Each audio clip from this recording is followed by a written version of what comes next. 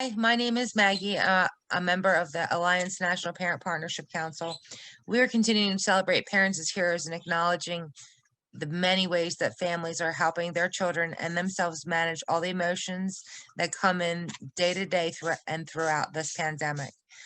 I recently shared ways in which I model nurturing to my children in an interview.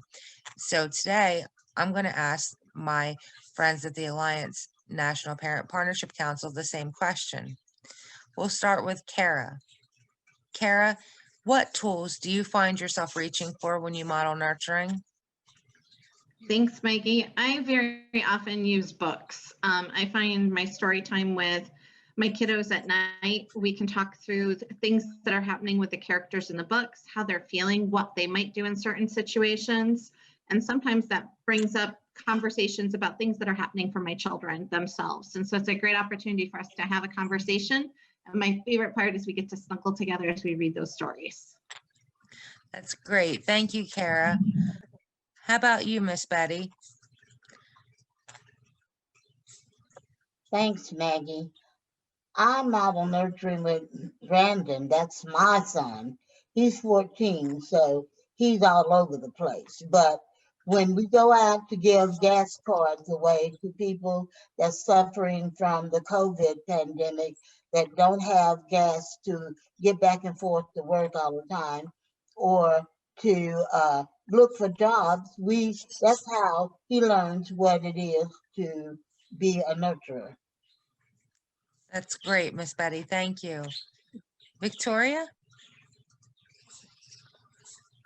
Thanks, Maggie. You know, as I was thinking about it and thinking about all the different ways that we nurture different people and our animals and our lives, you know, I think there's quite a few examples.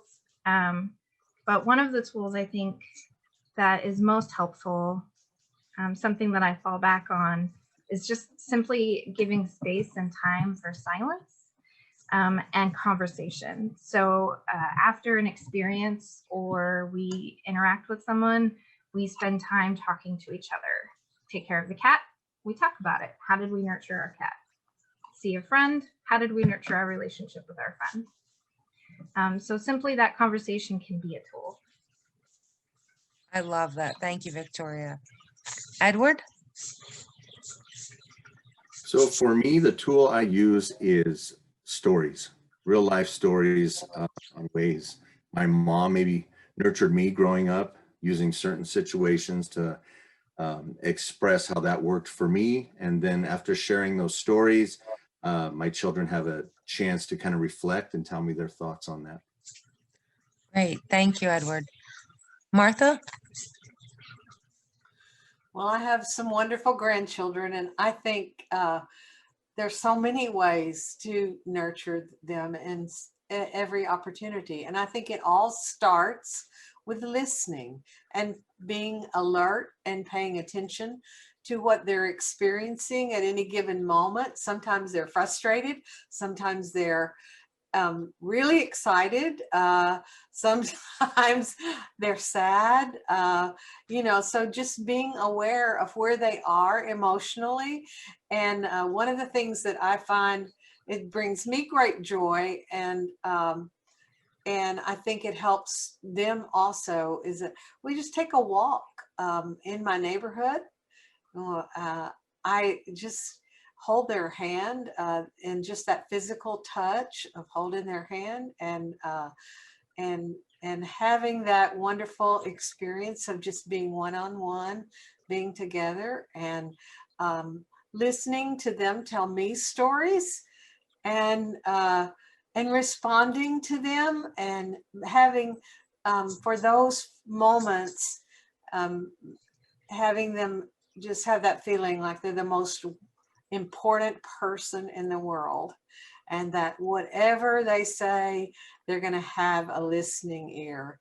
So I think we are really lacking in that in this world right now, just being heard by people. And I do try to model that for my grandchildren. Wow. Thank you, Martha. Lucretia? So one of the tools that I reach for in my toolbox with my children is pretend play. And it really sets up a nice way. Would you like to share? No? Okay.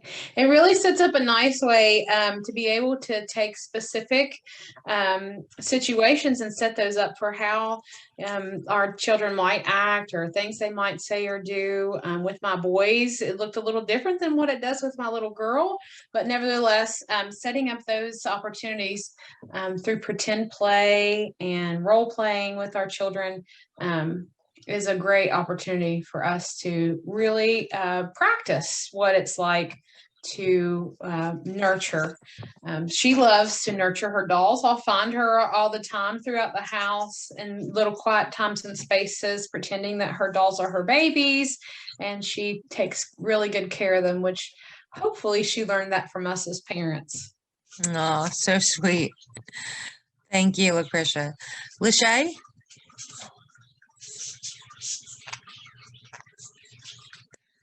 Lachey? Hello, thank Hi. you, Maggie.